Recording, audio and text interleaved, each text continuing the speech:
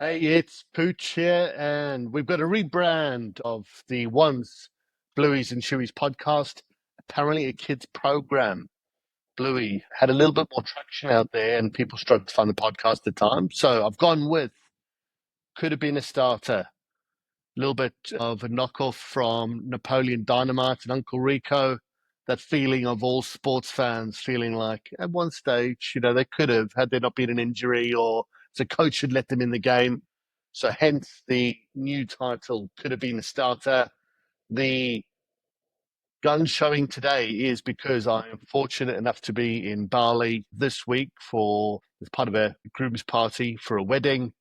The negative, or the only negative to that, it is during Lions Week, so questionable, I guess, in terms of my friendship circles, people booking weddings during the height of the Lions series. And that's what this podcast is all about. So please do like it and subscribe. Gonna get up to 100 subscribers. Got to start somewhere. 1,000, 10,000, and then the mill. It can always be a dream, but please do like and subscribe. Would love to hear your comments, any pushback on my thoughts or any criticisms. Equally, any agreements would be wonderful to hear from you in the comments section. So firing away with the first test in Brisbane. Brisbane usually a bit of a fortress for the Wallabies. South African teams, for instance, have often struggled. I know South Africa won the last game there, but traditionally Brisbane's always been a bit of a fortress. The Lions have had a decent record there, but I think Australia will take a lot of pride in really trying to counter the red wave of British support, British and Irish support at this Suncorp Stadium. It is also a fortress for the Queensland Maroons in the NRL. The rugby league game against New South Wales, Queensland always play at Suncorp and always difficult for New South Wales to win across the border. But jumping into this first week, interesting calls, interesting selections. We've seen a Lions team really start to turn the key. The engine is starting to really motor along now despite winning comfortably in those early games. It was very sloppy at times, not as fluid, I'm sure, as Andy Farrell would have liked. Equally, New South Wales and Queensland really did provide a few issues, and I'll certainly touch on those. And then in the last two games, they really seem to have found their stride, albeit what can we take from that disappointing Anzac, Australia, New Zealand 15 or 23.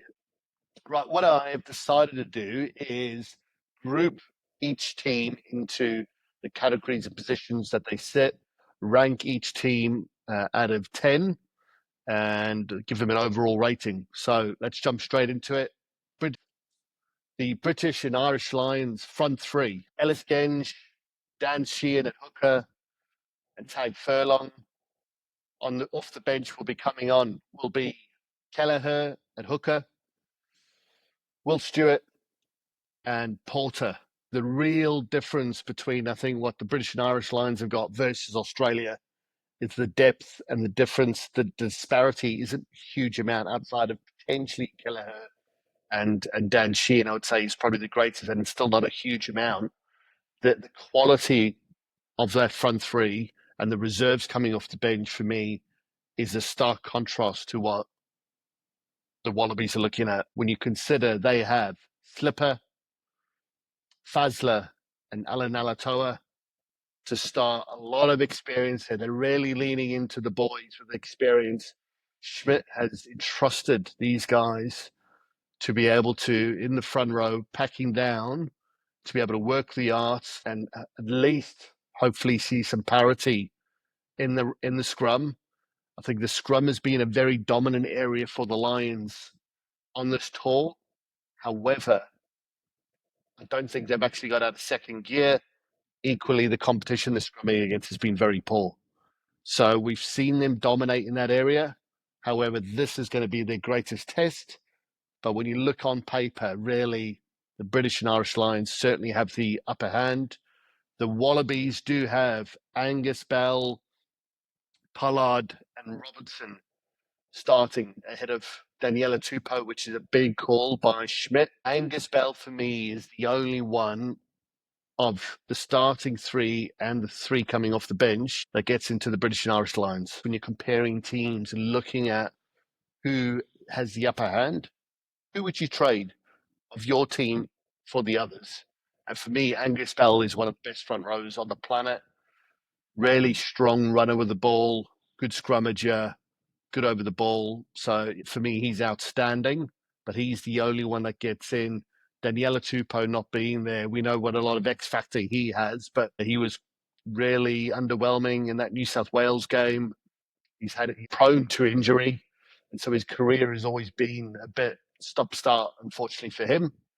When I consider the quality of the British and Irish Lions front three and the reserves coming off the bench, I've given them an 8.5 out of 10. And unfortunately, the disparity, the best player for the Wallabies is coming off the bench. And so they're coming in with the youth off the bench to provide that impetus and energy. Schmidt, hoping that the experienced guys starting are really going to be able to see parity. But in terms of the difference, I've given the Wallabies a 6 out of 10. Moving on to the locks, we have McCarthy and Itoje, the captain of the British and Irish Lions, starting. I think that's a brilliant combination. The abrasiveness of Joe McCarthy, young guy, really has come on leaps and bounds the last couple of years. Plays for Leinster. I know he made a big mistake for Leinster. I think it was against the Saints, Northampton Saints, in the semi-final of the Champions Cup. But outside of that, look, he's a really strong, abrasive player. He'll have plenty of gas in the tank to really let Itoje do what he does best, be a pest around the maul and the ruck. Nick Frost and Williams, again, what we're going to see throughout the Wallabies team is inexperience or relying on experienced guys that have probably never quite shot the lights out, unfortunately. Now, I like Nick Frost. He's probably going to counter that abrasiveness that you'll get from McCarthy. But I'm not, when you consider Williams and Itoje, there's no comparison really. I do like what Hooper can potentially offer off the bench. But again, we're relying on a guy that hasn't got the runs under his belt. So again, we're not quite seeing where the battles are going to be won in that front five for the Wallabies. When I consider that front two combination, when I consider that combination for the British and Irish Lions, I'm giving them an 8 out of 10. The only thing lacking is maybe another out-and-out lock. They've obviously gone, and we'll get to it, but Chessum and Byrne are obviously in the team. That hybrid 5-6 combo. Look, they're not going to lose out a lot at all in that, but just because you maybe don't have an out-and-out lock, I'll give them an 8 out of 10 instead of an 8.5, 9. Where Australia, again, down to the lack of experience, Will Skelton, a player that's probably not quite done what he's done in European rugby for the Wallabies. But the fact that he's out with a calf, I mean, he would be adding huge physicality. He is a monster. The fact that he's out with a calf injury is a huge disappointment for any Wallaby fan and for the contest as a whole.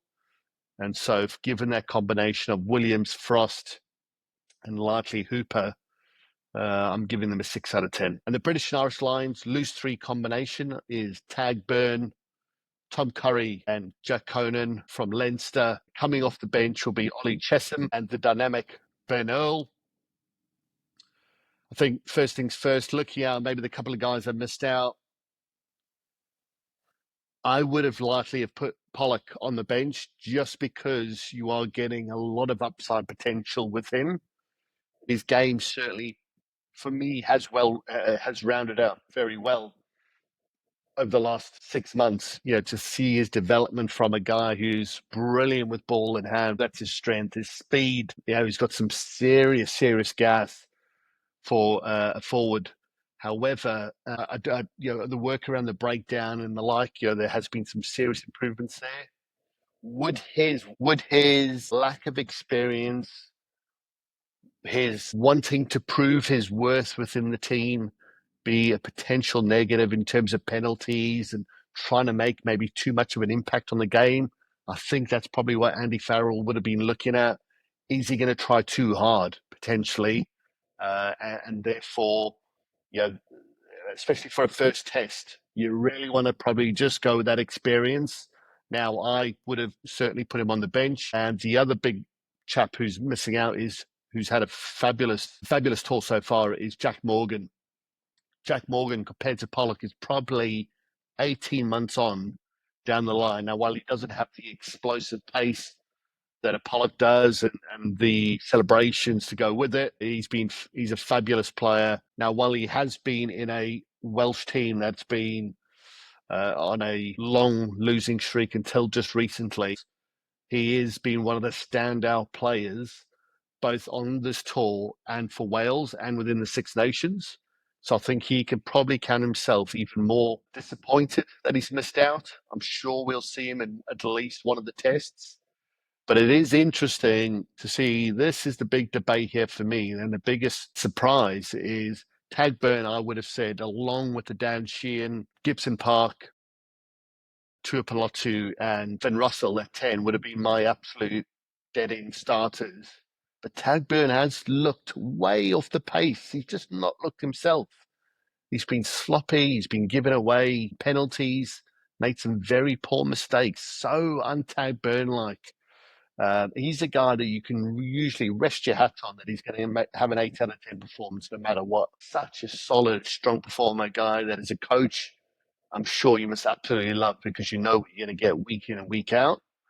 Whether he has struggled maybe on the sort of firmer, harder pitches, the quicker pitches here in Australia in the winter, potentially. Look, we may see the Tadburn that we know and love this weekend. But for a guy that I thought was an absolute dead set starter, I wouldn't have been surprised to see Ollie Chesham start ahead of him. Tom Curry equally. I think he's had a really good return to form during the World Cup and he's been outstanding ever since. Just another guy that just seems to have been off the pace, and hence I think Jack Morgan can count himself unlucky. So he's gone with the tried and trusted, the experience, probably the guys that he would have had nailed in at the start before the tour, Andy Farrell. So he's gone with that. I think that's the biggest shout that he's got for this first test. Ben Earl will add speed and abrasiveness coming in off the bench. He's a quality player and certainly can hold his head up high in terms of being selected and deservingly so. Unfortunately for Australia, Rob Valentini is out with injury. Now, a combination of Valentini, McWright, and Wilson, I would have said, given the performance of the British and Irish Lions players, those mentioned there, Byrne and Tom Curry, I would have probably given the edge ever so slightly to the Wallabies. McWright should really look to take advantage of what has been a bit of a glaring issue for the British and Irish Lions on tour, which has been the breakdown. McWright is an absolute gem at the breakdown. Brilliant juggler, plenty of engine, seems to play way above his weight class. Reminds me very much of Hooper of old. But they're going to really have to rely on the game of his life, really, McWright, if they've stand any chance. Wilson is solid, really good performer at 8. Again, he's going to have to captain and lead this team and play out of his skin. And then champion De Grisney coming in for a debut. What a chance to start in a debut. So, look, who knows what we're going to get from him. It's a big call to start someone on their debut against the Lions, but a terrific opportunity for the lad, and I wish him well. However, again, you're comparing experience levels and caps. There is 7 caps of the 23 for the Wallabies that haven't got that are still on single-digit caps. So that's a glaring sign of inexperience within the Wallabies team. Of course, Joe Schmidt is really has a real lack of talent pool in terms of depth. Another 12 months in the job, I think they would have been far further along. And having a couple of key injuries has really sort of got the Wallaby fans worried. Having Tizano come off the bench, again, seems a decent player, but probably too early to call in terms of comparison how good he is. I have been favourable to the Aussies here and given them a 7 out of 10, comparable to the British and Irish Lions, a 7 out of 10. Moving to the 9-10 combos, Gibson Park, Finn Russell picked themselves. this could be the only area of concern for the British Irish Lions, is that maybe that talent pool or that drop off that I was referring to in terms of the Australian front three, versus Angus Bell, and just him being far and ahead the best player amongst those front three. I think there is a bit of a drop off. While Alex Mitchell is a very good player, Gibson Park is class, as is Finn Russell. Finn Russell now having the ability to play behind a very good forward pack, I think allows him to really flourish. And we'll see the very best of Finn Russell in the Lions. I've given that combination with Alex Mitchell coming off the bench a 9 out of 10. And just remember, we've got Marcus Smith, who is really becoming a bit of an enigma, I think, whilst I think he'll be more in line to becoming on at the back three as a Hugo Keenan potential replacement. He can, obviously, with his versatility, and that's his strength in terms of getting into the team and getting on the bench, is his versatility to also play 10.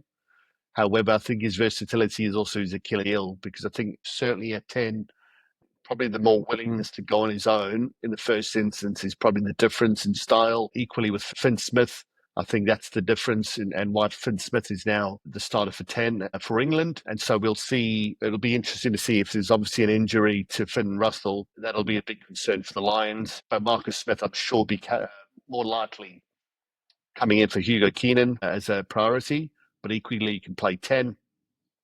Australia, I said to anyone that would listen that a couple of years ago, or certainly last year, Nathan Cleary, the Penrith Panthers NRL team that have won 4 back-to-back championships. He's won the Origin Series a few times now. Really, there was not a lot for him, I think, to keep going in rugby league in Australia. His stock was at an all-time high. Coming in a year out from the Lions, and Rugby Australia really should have paid over the odds for me to get him across. He's an absolute classy talent. Brilliant, strong boy. Would have been, that's Nolo Lolesier's big issue for me, is his physicality or lack thereof in the tackle. As you saw, it didn't look overly physical what happened to him, and I do wish him well, but I just don't think he's got that stature in terms of the physicality side. He's very good at distributing and a good kicker for poles. Give him credit when credit's due. But now what we're seeing is a young lad, Tom Liner, coming in, who certainly looks very talented, but a guy with 3 caps coming in to, again, start the first test. While he will be on home ground, that will be comforting. It is an area of concern. Look, I think the Gordon McDermott combo is pretty good. Again, I think it looks like a lot of speed and youth coming off the bench for the Wallabies. I'm sure what they'll be looking to do from Joe Schmidt's side is really look to turn up the heat and the pace of the game in the second half.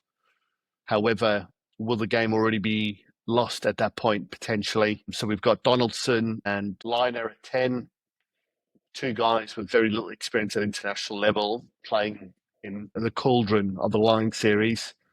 The one thing the Aussies can rely on is that have a go spirit, and I'm sure they will give it their level best. But comparing it to what I would give is a 9 out of 10 combination for the Lions, for 9-10, a 9 out of 10. I would give the other Wallabies a 5. Just a lot of not knowing what to expect more so than anything from the Wallabies, given they haven't got the runs under the belt. I'm so pleased for Scottish fans, Scottish rugby, and for the players themselves, both Hugh Jones and Tuipulotu starting. There seemed to be a lot of narrative coming out of pundits and press and the like, that the team that started against the Brumbies was going to be effectively the starting 15 for the Lions, and that being the 12-13 combo of Aki Ringrose. Ringrose had a very good game. But for me, a little bit like Russell, the back line for Scotland are outrageous. And Tuipulotu, I mean, he just had an injury not long ago and he's only just coming back. He's a few games back from an injury and already looking very good. For me, he is easily one of the best 12s on the planet. Really strong, powerful boy that has such a good combination going with Hugh Jones. While Hugh Jones may be a little bit lacking in defence versus a Ringrose, the upside in attack, playing against playing again behind a really strong forward pack, I think will allow those boys to flourish. So for me, that's exactly the right call with Aki coming off the bench. Australia, Ikitau, very good 12, and Joseph Sualihi was brought up playing rugby union and has only recently again come across in the last 12 months to play rugby union. A little bit like Pollock for me. He has a lot of upside. We saw how good he was in that England game. Now, will they try to utilize that kind of those talents again of, off the kickoff, beating Itoje to the ball and winning the Wallabies a lot of ball off the kickoff? His nice faint touches, not trying too much, offloading the tackle. He's a big, strong boy. The concern naturally is in defence and the difficulty defending at centre with not a lot of runs under your belt. Again, had he been 12 months on down the road, it is a little bit like a narrative for the whole Australian team that had he been 12 months further down the road, I think we'd be a lot more confident in where he is and where the Australian team is at. If this combination fires like we saw they fight against England, this could be very, very exciting. So it should be interesting to see how Suali manages the occasion. I've given Tuapalatu, Aki, Hugh Jones combination as a 8 out of 10, and the Ikitau Suali combination a 7 out of 10. Right, the back three is James Lowe, Freeman, and Hugo Keenan for the Lions, with, like I say, Marcus Smith acting as cover for 10 and the back three. Most controversial statement I've got for rugby in general is I don't really rate James Lowe. I think he's a good player. Certainly wouldn't have him on my top 5 or 6 wingers on the planet by any stretch. My preference is to have a winger that's got the ability to beat you on the outside, and I just don't think he's got the speed. While he does have a big left boot, and that can certainly be a huge advantage in clearing the 22 and the like, I do tend to find at times that he rushes his kicks and he often kicks it off the side of his boot. When he does get the big spiral, the big torpedo, it goes a country mile, and that's the advantage of having that. And does he pick the right time and space to execute his kicks to the best of his ability? He can finish when he is close to the line. So you've got to give him credit there. But yeah, my big take is, I'm not a massive James Lowe fan. I think he's a good player, not a brilliant player. Freeman, I think, is hugely talented. The guy could play AFL from my point of view. Huge amounts of capability in his physical nature. He can get up high for the crossfield kicks. He's got loads of speed, strong boy. So I really like Freeman. Think again about where he was a couple of years ago, what he's done with that Saints team. He's really come on leaps and bounds to start for a Lions team is unbelievable. And Hugo Keenan is an interesting one. For me, going into the 3 World Cup in France, Hugo Keenan was the best fullback on the planet for me. Brilliant. I thought he was outstanding. He had a great World Cup. And unfortunately, since the World Cup, he's been marred with injury. And it looks like he's trying to get there, but for me, he still looks like a shell of himself from what he was a couple of years ago, which is unfortunate. Again, he may be able to really find his form in this first test, and hey ho, then it'll put the Lions in a really strong position. But for me, he's looking like a little bit of a weak point, especially with Kinghorn's injury. I certainly would have gone with Hugo Keenan ahead of Marcus Smith just because of his ability to manage the game. His positional play at 15 is just far better. But yeah, it just doesn't quite look like the Hugo Keenan of old. I'd love to see him back to full flight because I do think that he's absolutely class. But yeah, he just seems the injuries and the timeout is obviously taking its toll. Australia, again, same narrative, a lot of inexperience. I don't think it's a bad thing to have a huge amount of inexperience potentially on the wings. They've got Jorgensen, Potter, and Tom Wright at 15. Tom Wright's the interesting one. He's a guy that is known for a lot of big plays, and I think he has refined his game a lot in the sense that I think he tried too much at times, and when it came off, it was great. When it didn't, then he was found wanting and would often make mistakes, give away penalties, knock-ons, and the like. He needs to have a really refined game while making a couple of really big game-changing plays if Australia have any chance in this test. He is known for the big play, like I say, but I just need, from my point of view, he needs to be conscious of not trying to force it too much and try to put too much on his shoulders. Pick the right time, pick the right moment, and then if he can pull off a couple of big plays, Australia may have a chance. I really like Callaway coming in off the bench. I think he's reminds me a lot of a Ben Smith. And before everyone jumps on my back saying he's not a Ben Smith, what he reminds me of is in Ben Smith. He's got great feet. He's not over, doesn't strike me as someone that's overly quick, but he's certainly got the nose for a line. He knows exactly how to get over that line when he's a few meters out.